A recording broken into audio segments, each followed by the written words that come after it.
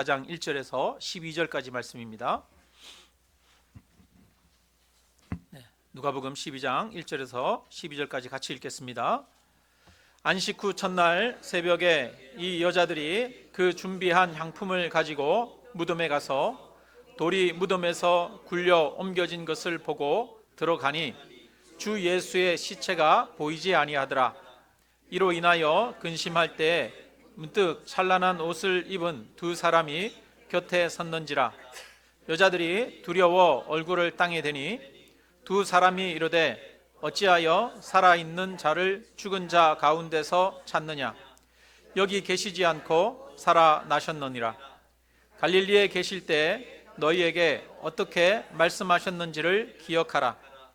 이러시기를 인자가 죄인의 손에 넘겨져 십자가에 못 박히고 제3일에 다시 살아나야 하리라 하셨느니라 한데, 그들이 예수의 말씀을 기억하고 무덤에서 돌아가 이 모든 것을 11 사도와 다른 모든 이에게 알리니, 이 여자들은 막달라 마리아와 요한나와 야고보의 모친 마리아라. 또 그들과 함께한 다른 여자들도 이것을 사도들에게 알리니라.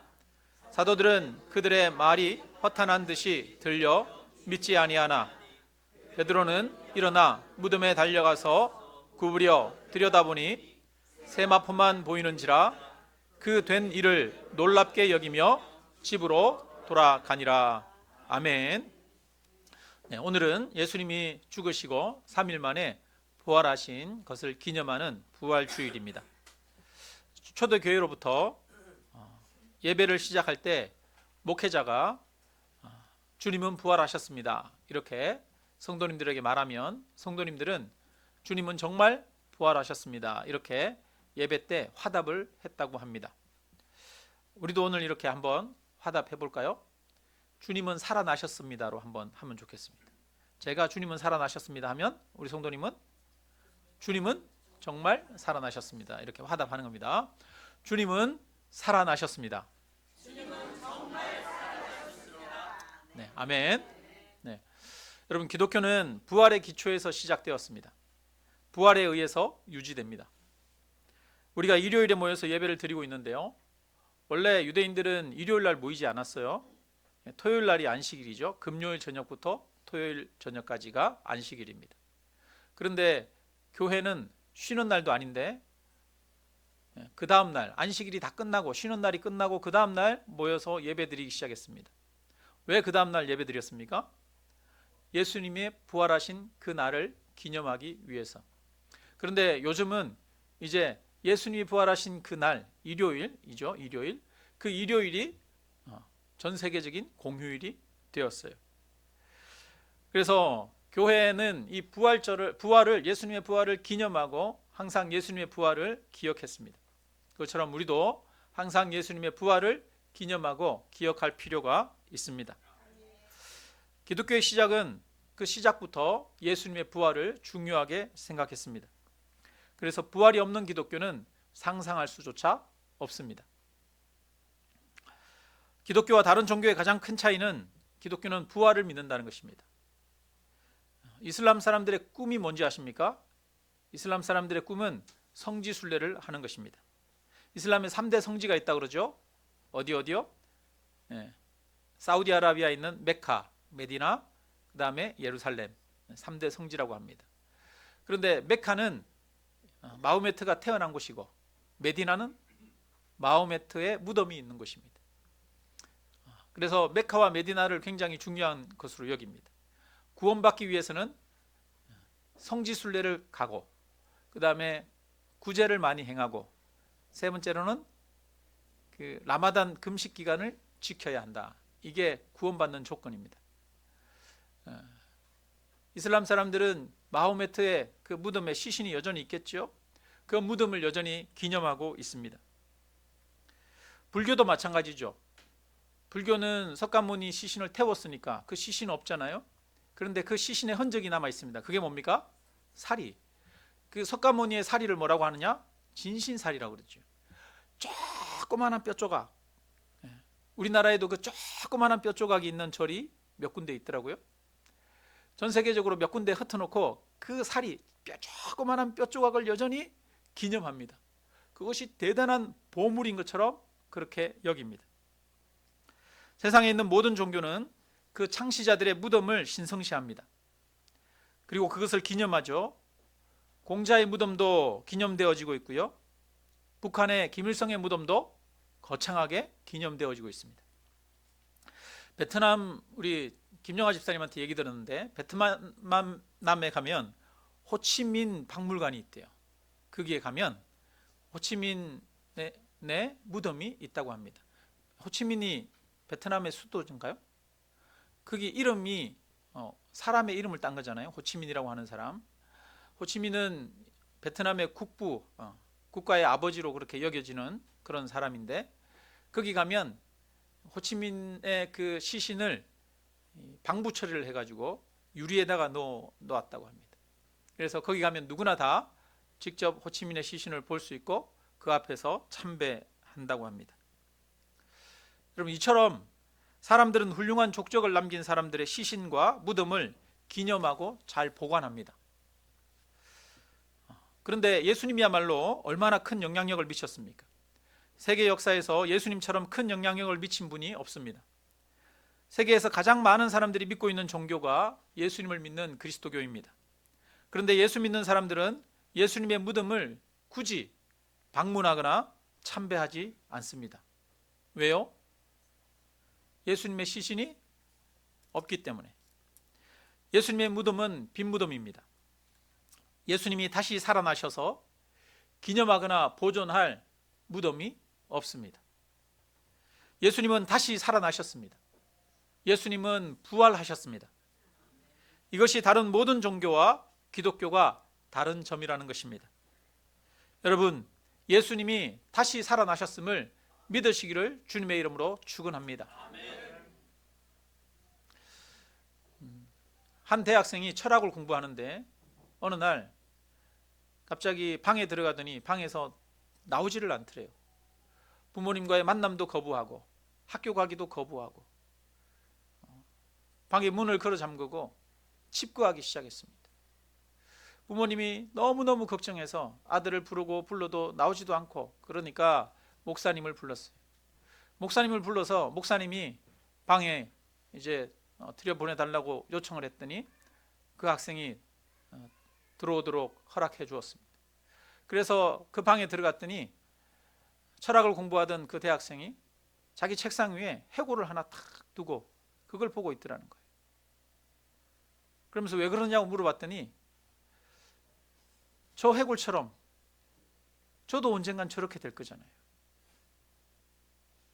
저도 언젠간 저렇게, 내가 지금 아무리 열심히 살아도 다 저렇게 허무하게 끝나는 것 아닙니까?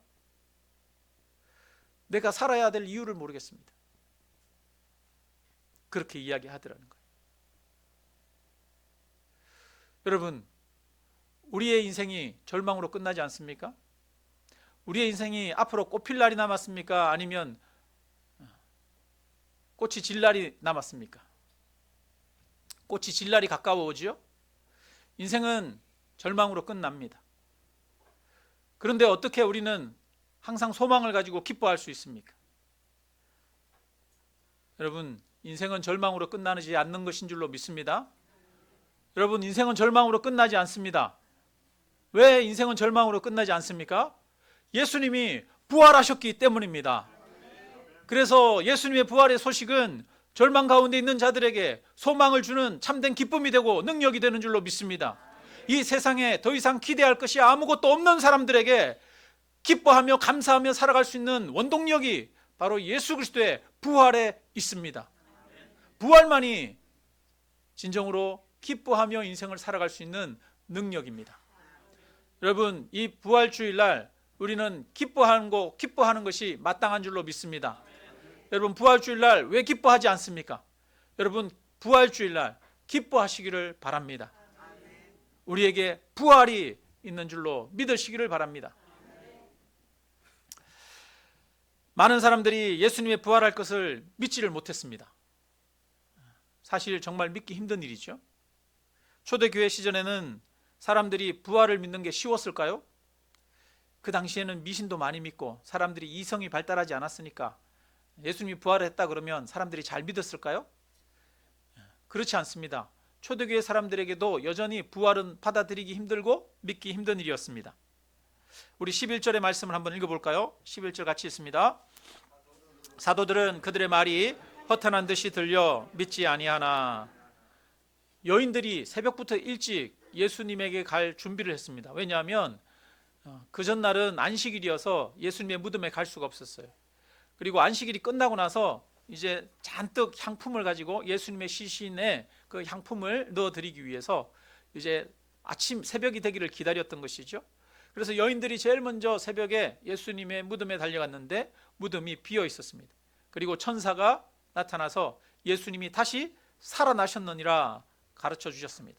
그리고 다른 성경에 보니까 그 예수님이 마리아를 부르시는 장면이 나옵니다. 마리아야 라고 말하면서 부활하신 예수님이 여인들을 만나 주셨습니다. 그래서 여인들이 사도들에게 달려와서 예수님이 살아나셨다라고 증거했습니다. 그런데 사도들은 그들의 말을 허탄한 듯이 여겨서 믿지 아니했다 이렇게 말합니다. 여러분, 사도들도 믿지 않았어요. 도마가 말합니다. 나는 예수님의 옆구리와 손가락에 그 상처에 손을 넣어보지 않고는 믿지 못하겠다. 예수님을 눈으로 보지 않고는 믿지 못하겠다 말합니다. 한번 생각해 보십시오. 예수님이 온몸에 채찍으로 맞았습니다. 채찍으로 맞은 것은 그냥 상처가 난 정도가 아니라 살점이 뜯겨져 나가는 그런 채찍입니다. 그런 채찍에 39대를 맞고 또 손목과 발목에 못으로, 큰 대못으로 박혀서 피와 물을 다 쏟았습니다. 그것뿐 아니라 로마 군병이 아래에서 옆구리를 찔러서 위에 심장 쪽을 관통해서 창으로 찔렀습니다. 예수님의 몸은 그냥 고스란히 그냥 잠자듯 그렇게 죽은 것이 아닙니다. 그 시신이 여러 군데가 몸이 찢겨지고 살이 찢겨지고 창자국이 나고 완전히 망신창이가 된 그런 몸으로 죽으신 것입니다. 그러니까 그 예수님이 다시 살아나셨다라고 하는 사실을 믿을 수가 없는 것이죠. 받아들일 수가 없는 것입니다. 아마 제가 그 자리에 있었어도 도마와 같은 반응을 했을 것입니다. 여러분들이라면 어떻겠습니까? 여러분들이라면 다른 사람들이 와서 예수님이 부활하셨다 전할 때 그래? 라고 믿을 수 있었겠습니까? 없었겠습니까? 없었겠죠. 제자들도 다 믿을 수가 없었어요. 그래서 성경에 보니까 제자들도 다 믿지 못했다라고 말합니다. 오늘 본문에 보니까 그 말을 듣고 베드로가 일어나서 무덤에 달려갔습니다. 구부려서 안에 들여다보니까 세마포만 보이고 예수님의 시신을 쌌던 것만 보이고 그 시신은 보이지 않는 거예요. 그래서 베드로가 그 일을 놀랍게 여겼다 말합니다. 놀랍게 여기고 이상하게 여겼지만 예수님이 부활하신 것을 믿지는 않았습니다. 이것처럼 여러분, 부활은 믿기가 힘든 것입니다. 부활은 사실은 믿을 수가 없는 것입니다. 그런데 예수가 부활했다고 전하는 사람들이 있었습니다. 예수가 부활했다고 전하는 사람들을 잡아서 거짓말을 퍼뜨린다고 가두고 때리고 죽이는 사람이 있었습니다. 그것을 자신의 사명으로 생각하는 사람이 있었습니다. 바울입니다. 바울은 예수 믿는 사람들이 있다 그러면 어디든 달려갔습니다. 그들을 잡아서 더 이상 그들의 입을 벌리지 못하도록 막아버려야겠다 그러는 바울이 나중에 예수님이 부활했다라고 증거하는 사람이 됐습니다. 바울의 삶이 180도 바뀌었습니다. 바울은 예수님의 부활을 증거하기 위해 목숨을 바치는 사람이 되었습니다. 어떻게 바울이 이렇게 180도 변할 수 있었습니까? 그것은 다메섹으로 가다가 바울이 실제로 부활하신 예수님을 만났기 때문입니다. 바울이 예수 믿는 사람을 잡아 죽이는 사람이었다는 것은 그 당시에 공회원들이나 모든 사람들이 다 아는 사실입니다. 그런데 바울이 예수님이 부활했다고 증거하는 사람으로 바뀌어진 거예요. 그래서 공회원들이나 유대 사람들이 다 바울을 죽이려고 혈안이 되었습니다. 그런데도 바울은 예수님 부활하신 게 맞다, 내가 만났다 라고 증거합니다. 바울의 삶의 변화를 설명할 다른 길은 없습니다. 그는 부활하신 예수님을 만난 것입니다. 바울이 말합니다. 그리스도께서 만일 다시 살아나지 못하셨으면 우리가 전파하는 것도 헛것이요 또 너희 믿음도 헛것이라. 부활이 없으면 그리스도인이 이 세상에서 가장 불쌍한 사람이라고 말하고 있습니다. 바울은 예수님이 다시 살아나셨음을 확신했습니다. 바울을 변화시킨 것은 부활하신 예수님을 만난 것입니다. 베드로를 보십시오. 베드로는 대제사장의 뜰에 끌려갈 때 멀찍이 어두컴컴한데 멀찍이 떨어져서 쫓아갑니다. 왜? 자신이 드러날까 봐. 그러다가 제사장의 뜰에 있다가 다른 사람들이 너도 그 당이다, 너도 갈릴리 사람이 아니냐 묻습니다. 그때 베드로는 나는 아니라, 나는 절대로 예수를 모른다 3번씩이나 부인합니다. 예수님이 돌아가시자 제자들은 뿔뿔이 흩어졌습니다. 고향으로 내려가고 있었습니다. 그런데 그런 제자들이 다시 예루살렘에 모였습니다. 베드로는 예수님이 부활하셨다고 전하다가 십자가에 못 박혀 죽었습니다. 그런데 그는 죽을 때 나는 예수님이 못 박힌 것처럼 그렇게 똑바로 못 박힐 수 없으니 나를 거꾸로 매달으라라고 해서 거꾸로 못 박혀 죽었다고 합니다. 예수님이 죽을 때 도망갔던 제자들은 모두가 다 부활을 전하다가 순교당했습니다. 무엇이 제자들을 이렇게 변하게 만들었습니까? 여러분, 돈이 이들을 변하게 만들었습니까? 세상에서 사람을 바꾸고 변화시키는 것은 돈이더라고요. 그죠? 돈이 사람을 변질시킵니다. 여러분, 예수님의 제자들이 돈을 많이 벌었습니까? 복음을 전하느라 그들은 자신들이 살고 있는 공동체 사회에서 쫓겨났습니다. 사람들과 함께 상거래도 할 수 없었습니다. 복음을 전한다는 이유로 그들은 춥고 가난하고 배고프게 살아야 했습니다. 박해를 받으며 살았습니다. 누군가 설득해서 위협해서 그들이 예수님이 부활했다고 전했을까요? 어떤 사람들은 이 검찰에서 거짓을 진술하기도 합니다. 왜요? 너 이렇게 진술 안 하면 너 가만 안 둘 줄 알아? 그렇게 협박을 해서 거짓 진술을 하는 사람도 있습니다. 그래서 이 누군가가 예수님이 부활했다라고 그렇게 전하라고 협박을 했습니까? 아닙니다. 제자들은 오히려 예수님이 부활했다고 전하지 말라고 협박을 받았습니다. 그들은 예수님을 전한다는 이유로 매도 맞고 감옥에 갇히기도 했습니다. 심지어는 죽기도 했습니다. 그런데도 제자들은 나는 내가 본 것을 말하지 않을 수 없다라고 말하며 매맞는 것을 선택했습니다. 예수님의 제자들이 딱히 할 일이 없어서 복음을 전했습니까? 예수님의 제자들은 다 직업을 가진 사람들이었습니다. 그들은 어부였습니다. 배도 있었습니다. 그런데도 배를 버려두고 직업도 버리고 부활을 전했습니다. 제자들이 3년 동안 따라다니던 예수님이 돌아가신 것 때문에 정신적 충격을 받아서 미쳤기 때문에 예수님의 부활을 전한 것입니까? 베드로는 결혼한 아내도 있었습니다. 아마 자녀들도 있었을 것입니다. 가족들을 생각했으라도 정신줄을 잡았지 않겠습니까? 게다가 한두 명이 정신적 충격으로 이상해졌다는 것은 인정할 수 있지만 그 제자들 12명이 다 정신적 충격으로 이상해졌다는 것은 받아들일 수가 없습니다. 제자들은 다 정상적인 사람이었습니다. 제자들이 부활하신 예수님을 증언해서 얻을 수 있는 세상적 유익은 아무것도 없습니다. 그런데 그들은 부활하신 예수님을 증거했습니다. 목숨을 걸고 부활하신 예수님을 증거했습니다. 왜요? 왜요? 그것은 부활하신 예수님을 만났기 때문이라고 밖에 설명할 다른 길이 없습니다. 여러분, 예수님의 부활은 그 증인들의 삶을 통해서 볼 때 믿을 만한 사건인 줄로 믿습니다. 여러분, 우리는 어떤 일이 정말인지 아닌지 알 때 그 증인들의 말과 증인들의 태도와 증인들의 행동을 보면 어느 정도 알 수 있습니다. 예수님의 부활을 증거한 그 증인들의 삶과 말을 보면 예수님의 부활을 그들이 목격했다라고 하는 그 말이 거짓말이라고 할 수가 없는 것이죠. 그러므로 여러분, 예수님의 부활을 믿으시기를 주님의 이름으로 축원합니다. 전능하신 하나님에게 있어 부활이 어려운 일이겠습니까? 전능하신 하나님에게 부활은 어려운 일이 아닌 줄로 믿습니다. 하나님이 천지를 창조하셨다라고 믿는다면 부활도 믿을 수 있습니다. 요즘은 점점 부활을 받아들이고 믿기가 쉬워지는 것 같습니다. 왜요? 요즘 과학 기술이 얼마나 발달합니까?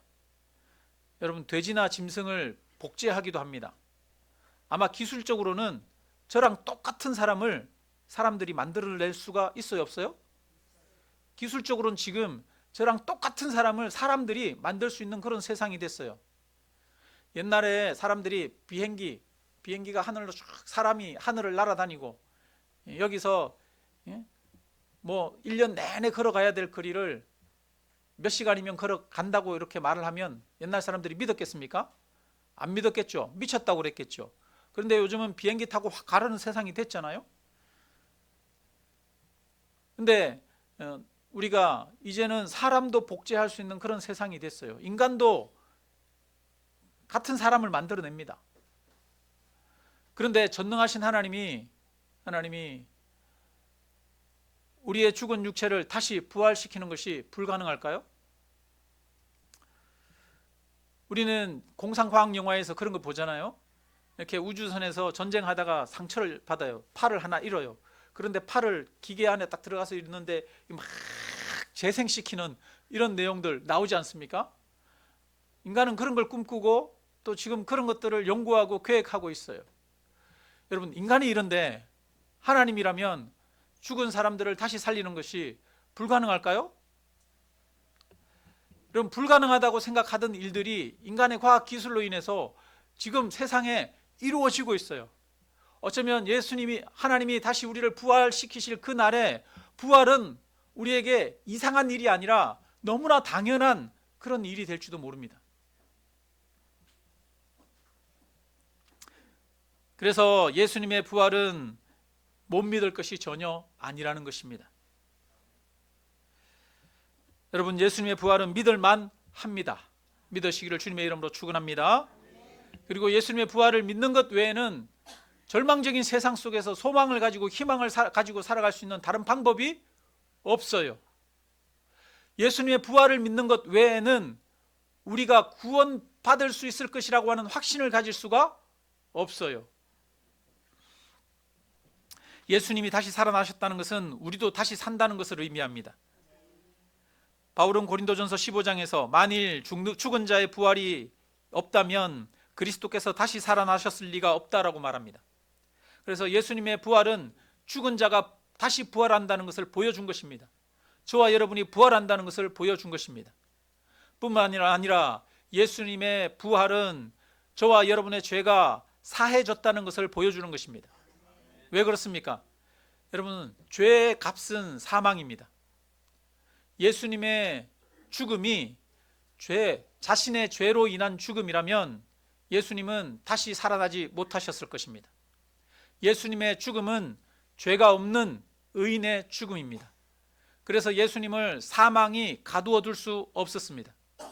그래서 예수님의 죽음은 죄가 없는 죽음이기에 저와 여러분의 죄를 대신하는 대속의 죽음이 될 수 있었습니다. 예수님의 부활은 우리의 죄가 예수님으로 인해 대속되었다는 사실을 보여주는 증거입니다. 여러분, 저와 여러분의 죄가 사해진 것을 어떻게 알 수 있습니까? 예수님의 부활하신 것을 보면 저와 여러분의 죄가 사해졌다는 것을 알 수 있습니다. 예수님은 십자가에 죽으실 때 내가 사람들의 죄를 위해서 대신 죽는다라고 말씀하셨습니다. 예수님은 저와 여러분을 위해서 대신 죽으셨습니다. 예수님의 죽음은 죄 없는 죽음이었습니다. 부활이 그것을 증거하는 것이고, 부활이 예수님의 죽음이 나의 죄를 대속한 죽음이라는 것을 증거하는 것입니다. 그러므로 저와 여러분의 죄는 예수님의 십자가로부터 사해진 줄로 믿습니다.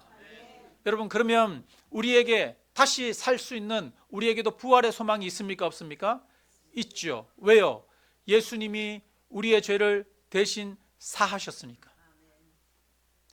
예수님의 부활이 우리의 부활을 증언하는 것입니다. 여러분, 저와 여러분에게는 부활이 약속되어졌습니다. 저와 여러분의 죄 사함과 용서가 약속되어진 줄로 믿습니다. 구원이 저와 여러분에게는 주어진 줄로 믿습니다. 여러분, 기독교 외에는 내가 구원 받았다라고 하는 확신을 가질 수 있는 종교가 없어요. 그렇지 않습니까? 기독교는 나의 구원이 이미 이루어진 일입니다. 누구에 의해서? 예수 그리스도에 의해서 나의 구원이 이루어진 일입니다. 세상의 모든 종교는 내가 구원을 이루어 가야 할 종교입니다. 그래서 죽는 순간까지 내가 구원받았다라고 하는 확신을 얻을 수가 없어요.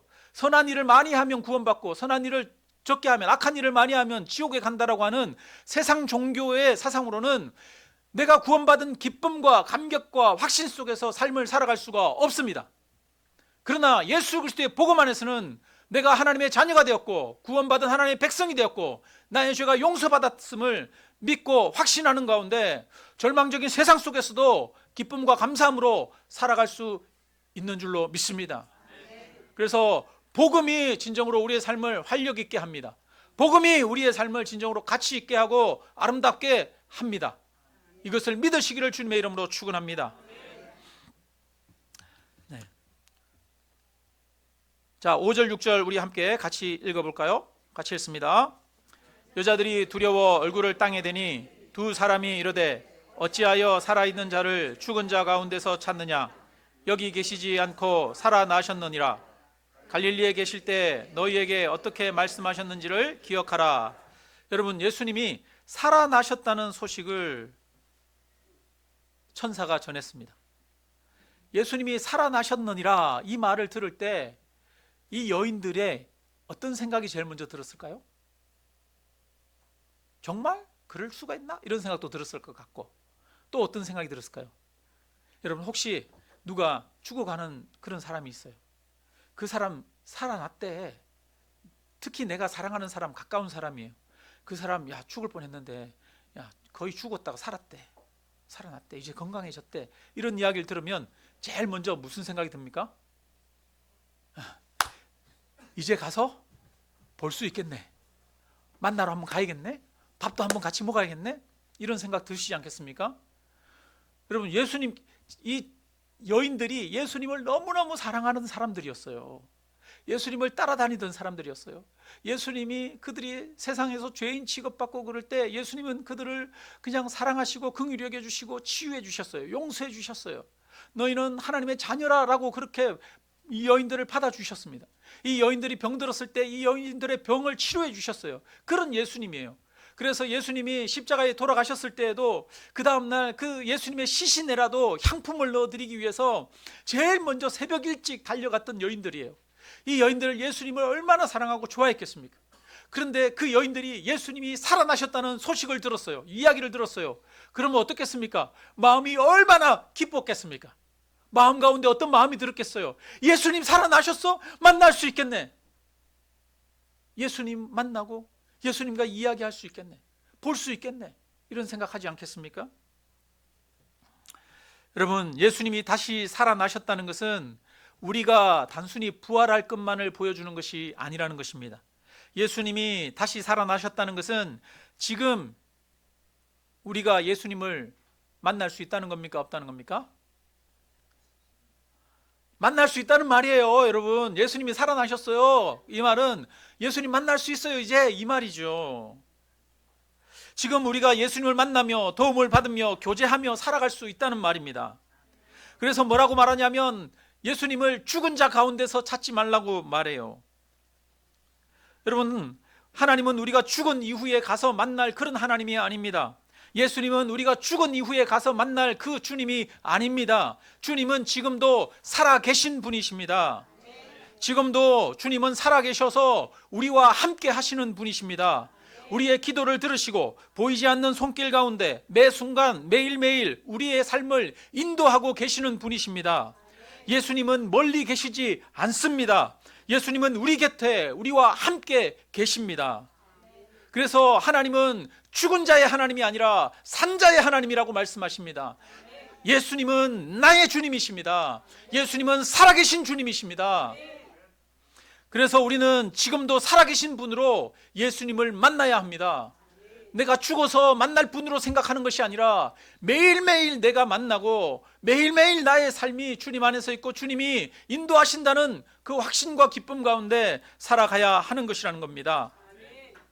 내 삶 속에서 역사하시는 예수님의 손길을 매일매일 경험하는 것이 그리스도인의 삶입니다. 매일매일 예수님과 함께 살아가는 것, 이것이 바로 부활신앙입니다. 단순히 예수님이 부활하셔서 이제는 저 멀리 계시고 나는 죽어서 천국 가면 예수님을 볼 수 있을 거야, 이런 생각만 하는 것이 아니라는 것이에요. 그것은 죽은 자 가운데서 예수님을 찾는 것 아니겠습니까? 우리는 예수님을 죽은 자 가운데서 찾지 않고 살아계신 분으로 날마다 예수님을 만나며 예수님의 부활의 능력이 나의 능력이 되고 그 부활의 기쁨이 나의 기쁨이 되어지고 소망이 되어지고 확신이 되어지고 삶 가운데서 주님의 손길과 임재의 역사를 경험하면서 살아갈 수 있는 줄로 믿습니다. 예수님은 살아나셨습니다. 예수님은 부활하셨습니다. 예수님은 나의 삶 가운데 함께하고 계십니다. 능력으로 함께하고 계십니다. 우리의 삶을 인도하시는 줄로 믿습니다. 예수님은 멀리 계신 분이 아닙니다. 2000년 전에 예수님은 십자가에 죽으심으로써 우리를 위해서 자신의 전부를 주셨습니다.